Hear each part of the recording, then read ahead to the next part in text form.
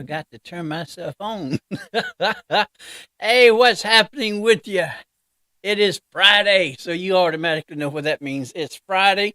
That means it's time to get freaky and naked. I said it. That's it. That's my soul. Friday. It's here. Hey, this is Oz, your Dutch uncle on Smash Bros. Radio, the only digital radio station, award winning, I have to add, in Birmingham, Jefferson County. You can find us on TikTok. You can find us on YouTube. You can find us on Facebook as well as Instagram. So please, if you have not done so, please like, follow, and share. We will appreciate you. As for myself, Oz, you can find me on all social medias, including Twitter. So if you have not done so, please like, follow, share, and subscribe. We would appreciate you. Well, it's Friday. It's about to be the end of July. Can you believe that? The end of July already, going into August. It is humid and hot here in Birmingham, which is anything unusual. So if you have not done so, please make sure that you have checked on the elderly in your family to make sure that they're all right. Please make sure that also your pets are taken care of. It is extremely hot. Make sure that the elderly, the seniors in your family have what is required to make sure that they're comfortable. And just make sure that you keep them in mind. Plus, too, you should be doing that regularly anyway, but especially during the hot. Please make sure that all the elderly, and also if you're in the neighborhood, please check on the elderly people, the elders in your neighborhood, to make sure that they're comfortable too. So it won't take any time. So, and please go by, because you can call and they're going to say, well, I'm just fine. But no, they're not fine. That's why you need to stop by and check on them and make sure that they are fine. So they don't want to be a bother, and they're not a bother, but in their head they are. So today we're going to talk about being good and decent. We've lost that compassion. We've lost that humanity of being good and decent. Several events and circumstances and situations have arisen, and it's brought out the worst in us. And as I stated many times before, there's only one race, and that's the human race. But we've been brainwashed to the point to where we think there's the black race and there's a white race, there's the Asian. No, there's only one race, and that's the human race. And under that umbrella of being the human race, we have different cultures and traditions. And that's what sets us apart in most cases when it comes to our culture, when it comes to our traditions. We have been together for so long that some of the customs and some of the traditions have combined together. Soul food and kitchen cooking is one and the same. If you have an authentic grandparents and great grandparents like I had, that came from the country, that originated in the country, I know about greens. I know about collards. I know about mustard greens. I know about the vegetables. I know about squash. See, that's country cooking, but at the same time, it's soul food too. And believe it or not, I was taught how to eat my greens with my fingers. So that's a craft. That's a culture. Because if you don't know how to mix your cornbread with your greens and all, well, then you're missing out, because that's an art and a craft in itself. But we've lost the capacity. We've lost the compassion of being decent and good. And I don't know how to explain it. It's kind of baffling to me. It kind of makes me sad that we have become the individuals that we have.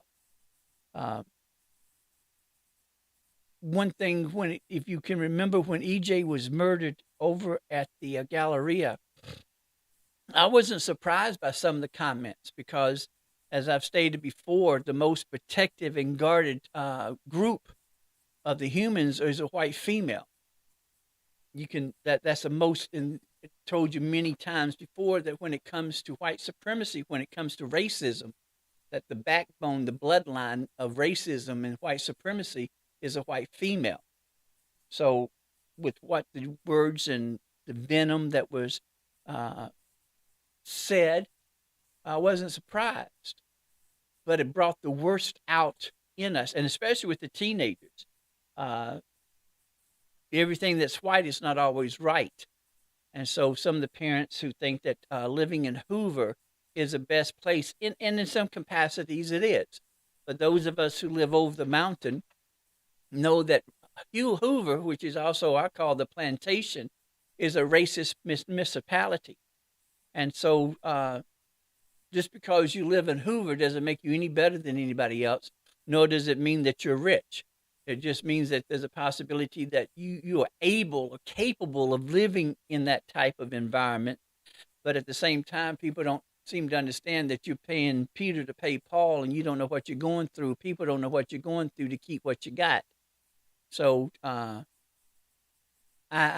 don't know how to explain it with what happened with EJ, with the venom, the maliciousness, the callousness that was spoken by white females, and they were the ones that were more violent in their responses.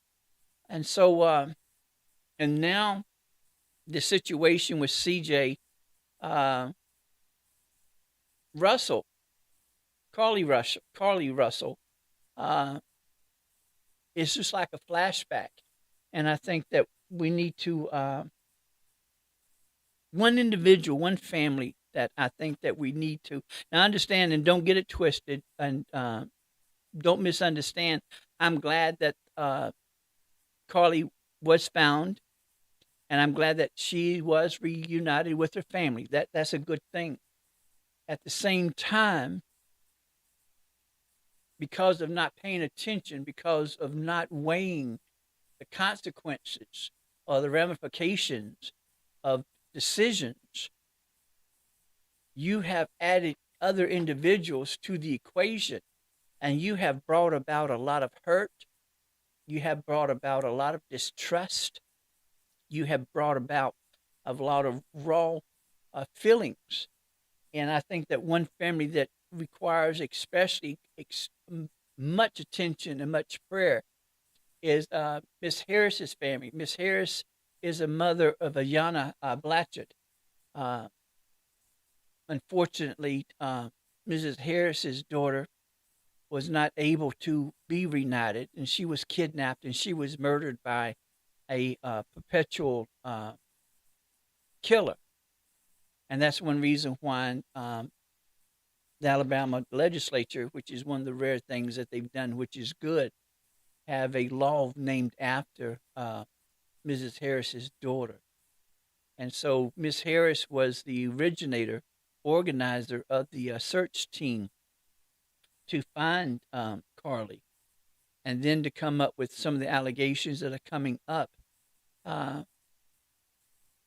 cannot imagine the rawness or the pain or the suffering that she is going through because of this lie, for whatever reason, and then for the community to come together as rapidly as they did to form these search parties.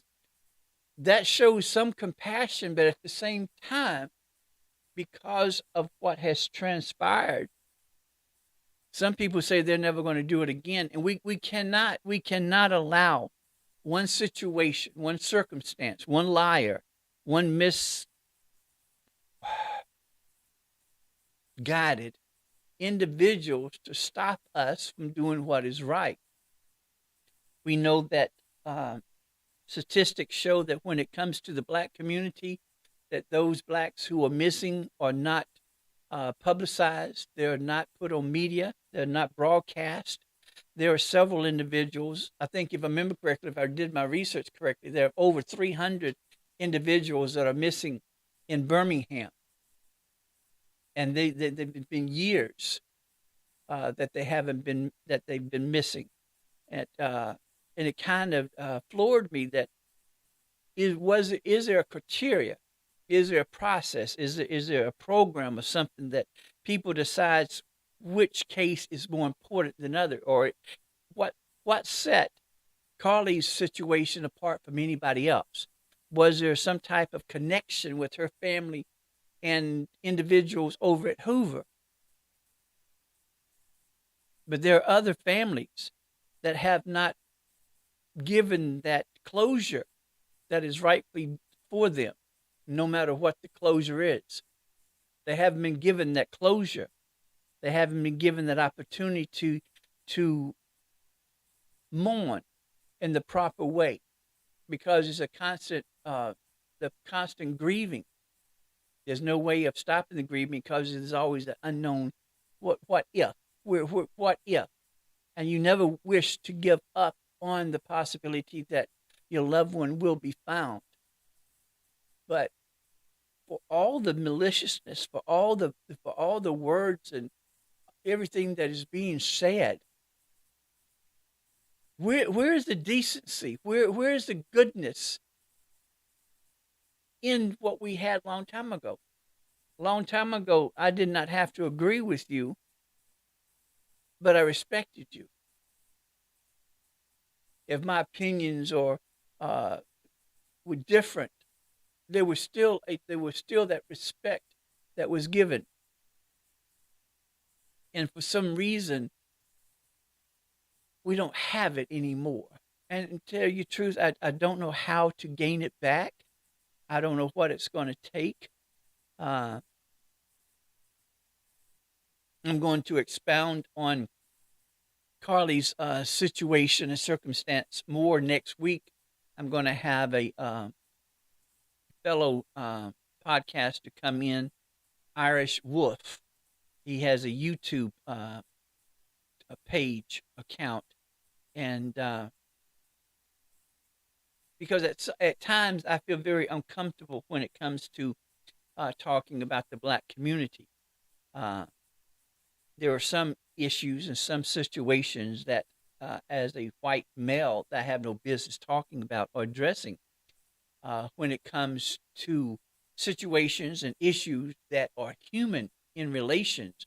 But then I feel more comfortable. But when it comes to the black community as a whole, I would rather have an individual that's a member of the community to come in to give a better understanding, a better view, a balanced view.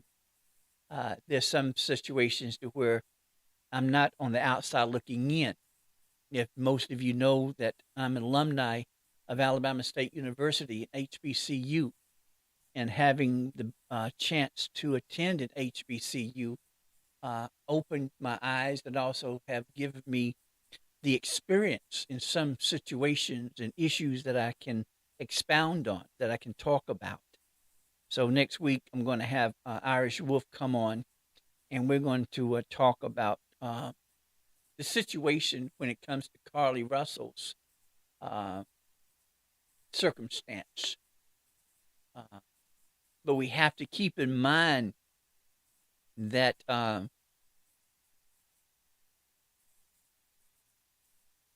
Hoover is a racist municipality. And those of you who know me and have listened to me before know that I've nicknamed Hoover as the plantation, and rightfully so. We know that Hoover has that racist mentality and pretty much is a flagship of the racist municipalities because we know that you have Fultondale, you have Gardendale, you have Trussville, you have, what is it, Mountain Brook, Homewood, and Vestavia. We know that those are racist communities, but they're not as blatantly open with their racism as what Hoover is. And so Hoover may have its positivities and all, but for some of the actions and reactions that has transpired between the police and those who are not residents of Hoover, we have to keep in mind that those individuals that are in charge uh, are under investigation in some cases. So I'm trying to find on TikTok. I found someone who had I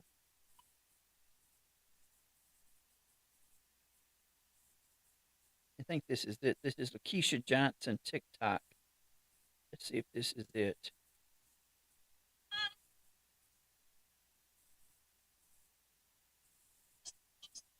I should have had it down, but we have to keep in mind that Hoover is notorious for his actions. And so Hoover is pretty much under the microscope in how they're handling, how they're dealing with Carly's situation. People should know that when white folks start using those 12 syllable words, that they are meticulously uh, making sure that their I's are dotted and the T's are crossed. So this is a time, and this is really just a suggestion on my part. It's just a time for those that are directly involved uh, with the situation, family and boyfriend and all that. They don't need to appear on any type of news. They don't need to post anything. They do not need to email anything, because you best believe that Hoover is doing its diligent and taking everything that is being said and everything that is being emailed. They're going to take it and they're going to scrutinize. So now, with all the allegations that are coming out that has transpired, uh, you can best believe that with all the resources that Hoover has generated, that has utilized, you can best believe that they're going to get their money back. And maybe rightfully so. So, but it doesn't take anything to be decent and to be good. It takes no effort. It takes no effort. I don't know if it's because of the social media, because of the platforms, because of the avenues, because of the accessibility that we have to have connections. TikTok is flooded with opinionated individuals. And you have to understand my definition. I have an opinion, but I'm not opinionated. And you may ask, well, what is the difference? I have an opinion. I don't care if you believe whatever I believe, but this is what. Most of the times, if you are opinionated, you have this determination that you want people to believe what you believe or to agree with what you believe. I don't care. I have an opinion. I may not have, some people may say you don't have a right, but as a human, I can, it's an opinion that I have. So it doesn't take anything for us to be decent, to be nice, to be courteous to everyone. Now, you don't, I've learned in the past and learned as a teacher that you don't know the circumstances, you don't know the situations that some of the individuals are going through, and what maybe appear as an unfriendly situation. You don't know what that individual has gone through. Uh, I remember in Montgomery, there was a black jazz club that had newly opened, and my friends and myself, my friends took me there, and it got so quiet because I was the only white in there in the establishment, and there was a lot of heat because of me being there. But I understood.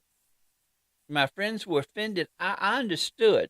I understand, even though in what technicality or legal, it was my right to be there. But at the same time, everyone needs a space, a place that they can go to just to relax, just to be with their own.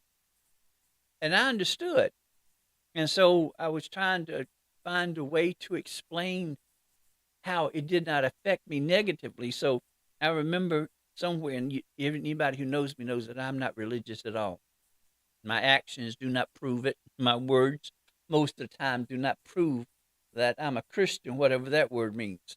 But I told him that if you were a recovering alcoholic, I would never take you to a bar, and I would never order a drink if we were to go out to eat, because that's out of respect to you. If you're a recovering alcoholic, that would not, I would not feel favorable to even order or even take you to a situation or put you in a situation to where you have that challenge. Same way that if I know that you are practicing vegan, I would never order meat.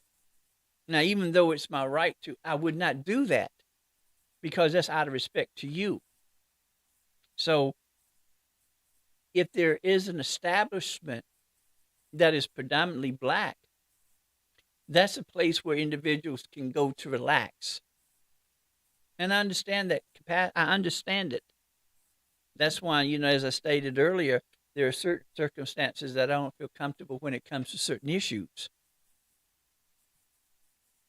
Because the first thing that you see is this white male. And because of seeing the white male, you don't understand the background of where I come from. So it's just having that decency, having that compassion, having that understanding,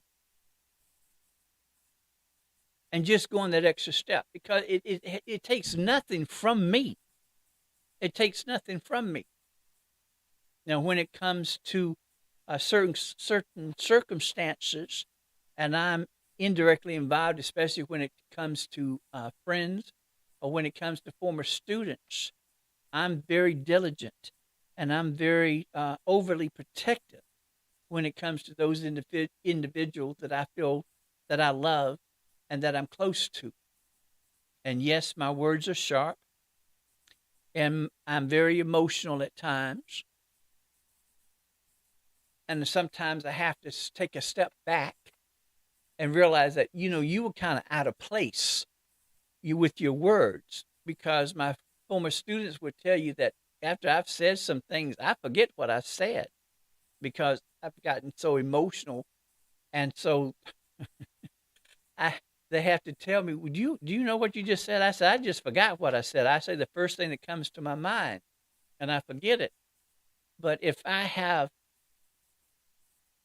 realize that I have out of taken out of place, well then I have no problem in going back and apologizing because I never want anybody to be misunderstood. I don't want me to be misunderstood. There's ways that um, we could handle situations better than what we have. There are things that sometimes need to be left alone that does not need to be said. And that's for the other individual's feelings. I think that Miss Harris is a good example of that in that with what she has experienced, I think that we need to show her more compassion and more love and understanding. And I don't know how uh, asking for forgiveness is one thing, but really, is that enough?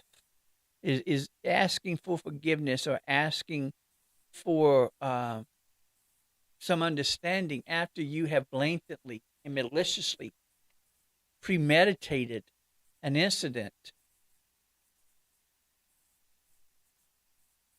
And then another thing that really kind of bothered me was that the alleged email that I had spoken on before that was written talking about her ex or whatever was dating a stripper, and the comments that Carly said about the stripper being trash and being poor and she was rich and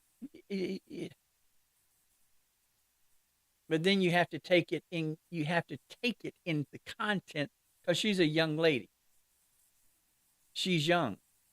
She's living off of emotion. But I wanted to adamantly say that just because an individual is a stripper does not make them trash. That is a profession, and there's nothing wrong with being a stripper because believe it or not, there are professional strippers that make more than doctors and lawyers, and most of the time they do it because of necessity. They're going to college, they have children, they'll have a child that they have to support. So you don't see again comes back to compassion. that you don't know what that individual is doing. And if that individual wishes to be a stripper, what does that have to do with you? How is that hurting you? Has nothing to do with you. Each one of us has to take control of what we decide.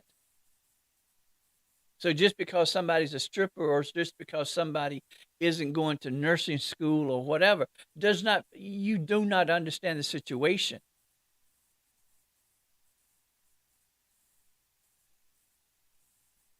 And if by chance the parents are rich, well, the parents are rich. That does not mean that the child is rich.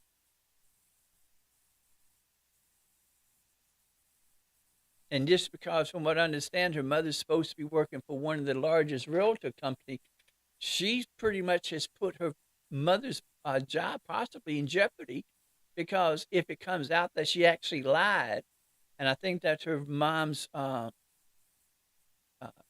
boss put up the money, now she has diminished her mom's reputation. See, it wasn't thought through. And then I thought that once you deleted something off your phone, then it couldn't be found. Lies. There's the cloud. The cloud is hell. the, the cloud don't pay. It's whatever you post or whatever you type or whatever you have on your phone, you can delete that shit all you want to, but the cloud's got that shit. And a technician can come down and can take what you have posted and bring it up. That's frightening. That's frightening. But see, the compassion was there, and I was so elated with the compassion and with the goodness that individuals had, that in a split second you had these individuals from the neighborhood. You had Miss Harris organizing these searchers. But I beg you, I beg you, I beseech thee, that you do not stop doing what you did just because of one hiccup. And I admit it's a huge ass hiccup. But we cannot allow one situation, one circumstance, one lie, one confused, misguided individual to fuck up the way that we think. And see, that's I don't understand why it's always and correct me if I'm wrong, but it seems to me that it's always the black community that is judged more harshly by the action of one individual of that community. So you're taking what has transpired with Carly, and you have indoctrinated, you have added everybody, every missing person, every black missing person, every black female in the same circumstance and situation as Carly. That is wrong. That is wrong. The same energy that was projected when it came to searching for Carly, the same love, the same compassion, the same diligence that were utilized, that same energy should be the same when it comes to every other individual missing.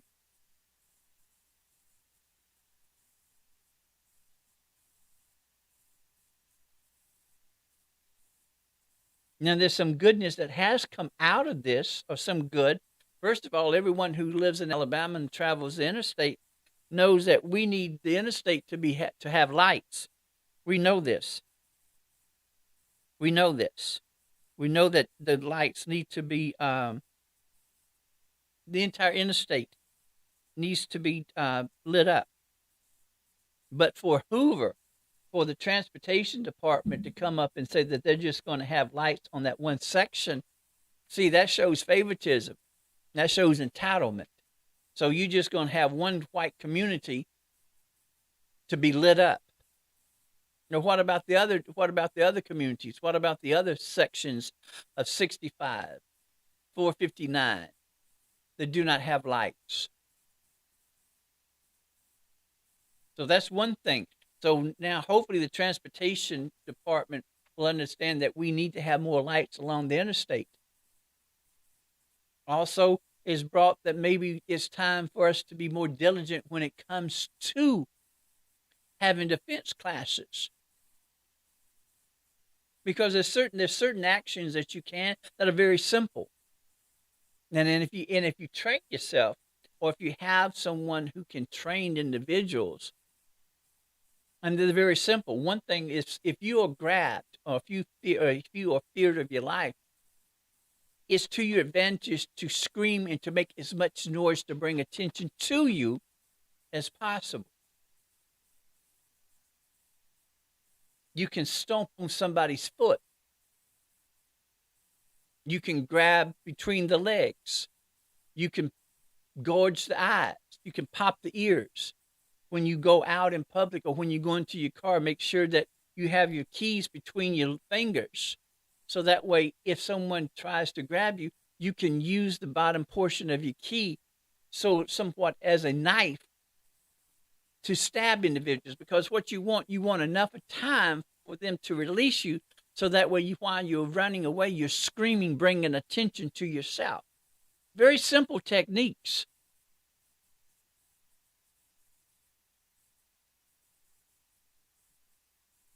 You can also use the palm of your hand to do a thrust, an upward thrust, so that way you break somebody's nose. You just want enough of time for that way that you can escape. Sometimes carrying mace.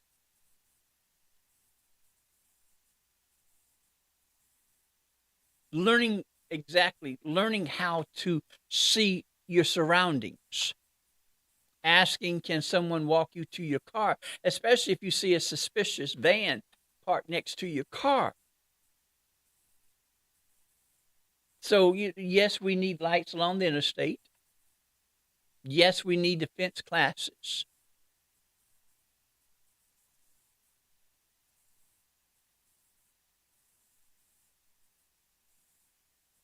Sometimes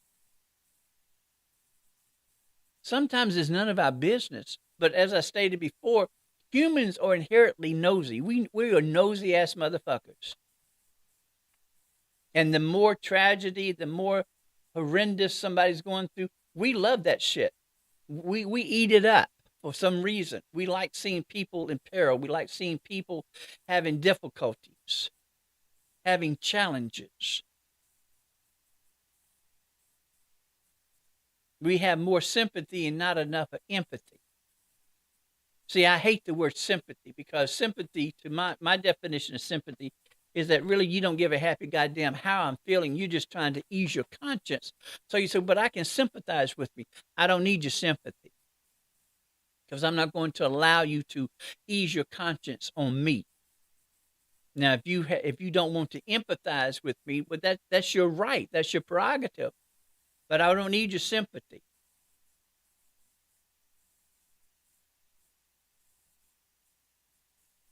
And I don't know where this venom is coming from, this maliciousness is coming from, this malice is coming from, this hatred is coming from. I don't understand it.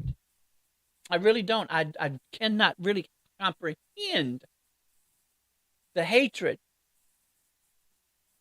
And as I have stated numerous times before, racism is a mental illness. Because how can you dislike, how can you hate someone because of their culture? I can't comprehend. I never have been able to comprehend that.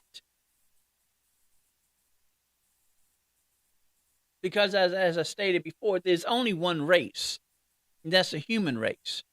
So we need to try to rehabilitate ourselves in understanding that there's no white race, there's no black race, there's no Asian race, there's a human race. And each one of us have cultures. We have our own culture, we have our own traditions. but we have the same skeletorals. We have the same the nervous system, the heart, the brain. We are still the same individuals, except some individuals have a better tan.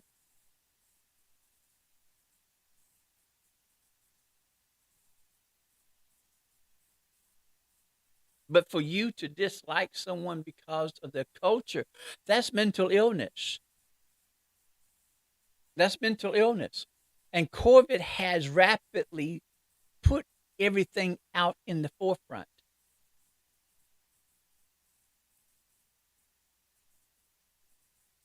And as much as I hate to give the orange idiot any type of, oh, we have to, the only good thing that came from him is that it brought, and we knew that there was racism, but it was hidden. And it needs to go back to being hidden because these fools are coming out. And let me digress for a moment. Those individuals who fly the Confederate flag and those individuals who fly the Nazi flags, you do understand that they lost. You do understand they lost the war. You do understand that. And I think that there should be a day to where you have one huge barn fire that you burn all paraphernalia dealing with the Confederacy. One huge barn fire. Same way when it comes to the Nazi flag. Do you know that over in Germany that it is against the law in Germany to even have any paraphernalia dealing with the Nazi? And I think the same way it should be here in the United States when it comes to the Confederacy. You should not be allowed to show any or have any type of paraphernalia dealing with Confederate. Should not. Should not. But it still goes back to the same thing. Decency and goodness. Compassion. Understanding. I don't like the word tolerance. We too far along for tolerance. I never taught tolerance. I taught acceptance. You tolerate a dog. You tolerate certain foods or whatever. But as for a human being and all, there's no tolerance. You're not going to tolerate me. You're going to accept me, and you're going to respect me. I don't give a care about if you like me or not. Don't really care. And I would rather you not like me, but you're going to respect me. And you're going to accept me. And see, that's where the goodness and the decency come from. I'm going to have the decency and the compassion for you enough to let you know that I really don't like you, but I'm going to respect you. And because of me not liking you, I really do not wish to have you around me because technically you make me sick at the stomach. See, I would rather somebody had that compassion and understanding for me to let me know point blank, I really don't like you. Cool. I know delete. I know not to. I know not to say anything to you.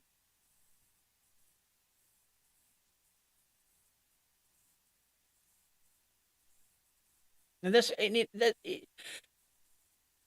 just the human. But for the situation of Carly to go viral, to go international, is mind blowing. What was so special about her case? Was it because she lied about there was a and this is one thing I'm going to bring up when Irish comes. 459 was dark. I think it's 70. You go 70 miles an hour. How in the hell did you know the baby was white and had a diaper on? How in the hell did you know it was Carly leaving the car? Because all I saw was a silhouette. That's all I saw. I saw it was dark. The cameras was distant, so that way it wasn't really visible. So I don't understand. But for people to all of a sudden come out with this malice, because what it should have been praying for her return, her safe return. But I think that uh, prayers should go out to Mrs. Harris and her family. I appreciate Mrs. Harris and her strength and her compassion that she had to start the search parties. I wish her the best. Mrs. Harris and her husband are the most compassionate, the most loving, the most. They're just a beautiful couple. They're just a beautiful couple, and for Miss Harris to have the strength and the sagaciousness that she has after everything that she's gone through to even want to help. She's an angel. She's an angel. But again, it's similar. How many of you have had children? You've taken your children to a department store out to the mall and you misplaced them for a split second or for just 2 minutes, and the little heathens are hiding underneath the clothes, or they're over in the toy section. And that fear of for that split second of not knowing where your child was. Well, I cannot imagine what Miss Russell was going through. And then finding out that her child was found and lied. So how do you combat that? How do you deal with there's a possibility that your child lied, that your child staged all of this, that your child was manipulative, and she premeditated all of this? How do you deal with that as a mother?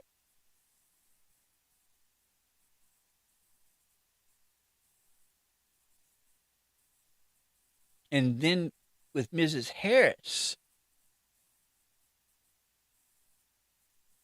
having to relive that's just unjust. I just think that's just wrong. I don't want to say that it's evil because I don't think that Carly meant for it to have happened. I don't think that Carly thought everything through. But Carly has hurt a lot of individuals. And again, I think that please keep Mrs. Harris and her family in your prayers, asking for her to have comfort, asking for her to have some type of strength. Because you cannot imagine. Losing a parent is one thing, but losing a child, because see, that disrupts the life cycle. A parent is not supposed to outlive her child. It's not. So for you to have lost a child, I don't want to imagine. Cannot even imagine what it's like. I don't know if it's the fault of the church. I don't know. I don't know why we do not have the decency or the goodness or the compassion or the understanding that we once had, or have we never had that? Was that just a fantasy?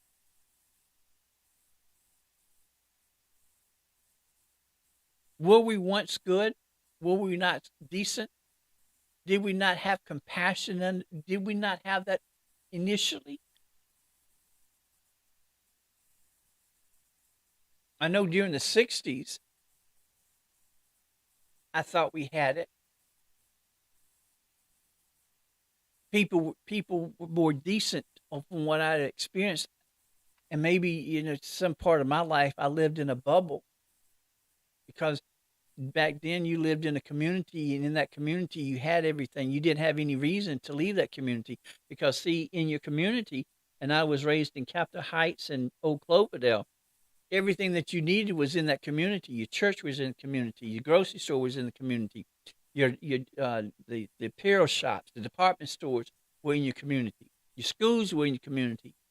Hell, even the preachers and the damn teachers lived in your community.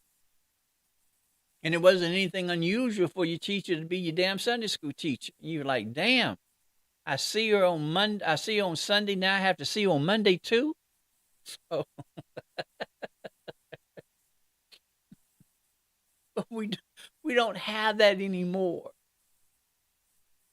Is that where the problem comes from? That we don't have that closeness to the community that we once had.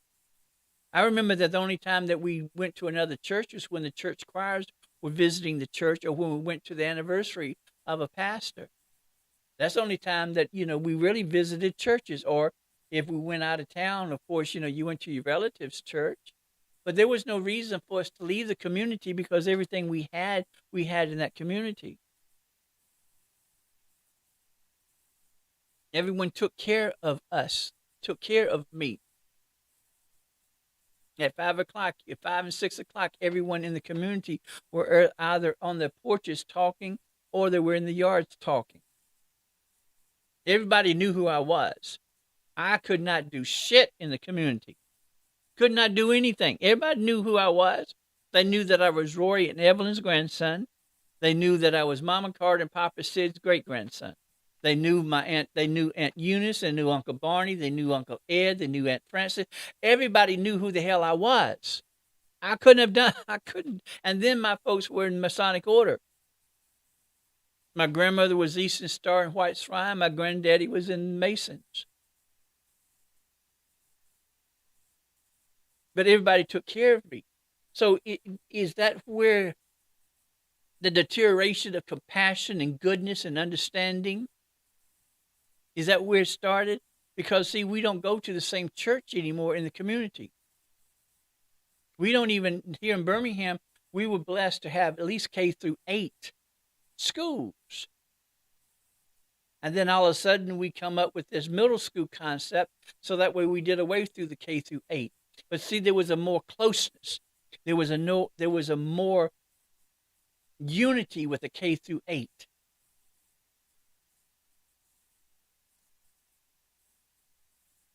And maybe we should go back to a K-8. We had community centers. We don't even have community centers anymore. So is it that we have drifted? We have gotten away from that closeness of a unity or a community? Is that where the problems come in? We drive 10 miles outside to go to another church. Churches should be churches. Well, it would seem. Especially if you're using the King James Bible. Am I being too simplistic? Am I being too simple? Am I being a simpleton? And then the situation with EJ, it seemed like that's the only time that the white pastors came out and started talking about the injustices and everything should come together. And then as soon as that was squashed, them white folks went back to the churches, and you didn't hear shit from them again. So where did the compassion go? Where did the decency go? Where did the goodness go? Where did the understanding go? Where did it go?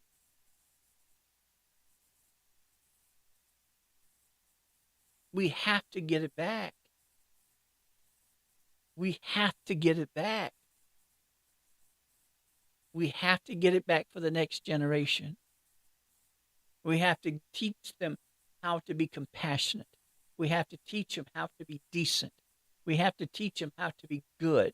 We have to teach them how to have understanding. That just because somebody is handicapped does not make them peculiar or weird. Or just because someone is less challenged intellectually doesn't. There's so much, but it can be done. I was taught in my home. I was taught by the elders. I was taught by the church. I was taught in the school. I was taught in my neighborhood.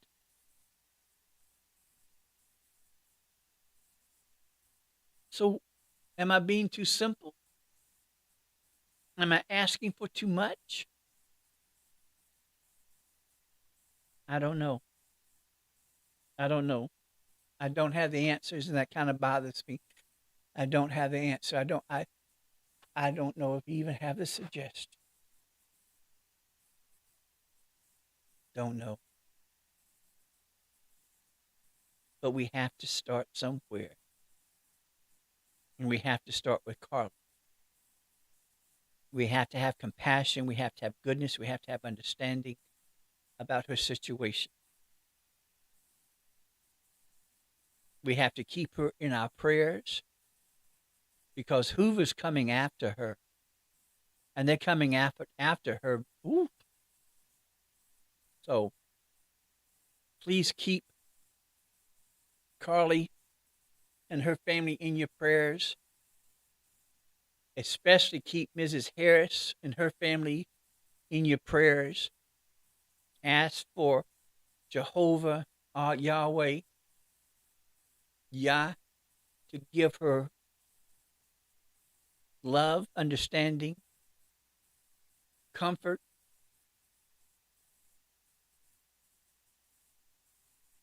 And if you know her well enough, give her a hug. I believe in hugs. I believe in hugs and I believe in love. So, but I appreciate you. I appreciate you tremendously for stopping in on your Friday to listen to me. Again, I'm OZZz, your Dutch uncle on Smash Bros. Radio. If you have not done so, please, again, like, follow, share, and subscribe. You'll find us on YouTube. You can find us on Instagram, Facebook, as well as TikTok. As for myself, you can find me on everything, including Twitter. So please like, follow, share, subscribe. Know your value. Know your worth.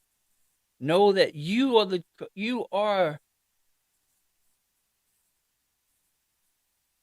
control everything about you. And most importantly, know that I love you more than I love my luggage. I will see y'all Monday. Y'all take care. Be safe Friday. Take care. Love ya. The live stream on the show. On the show. The live stream. On the show.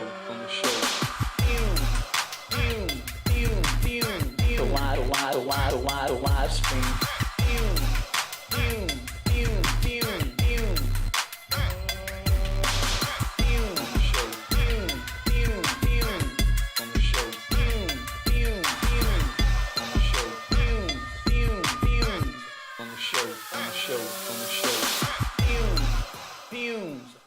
The live stream on the show.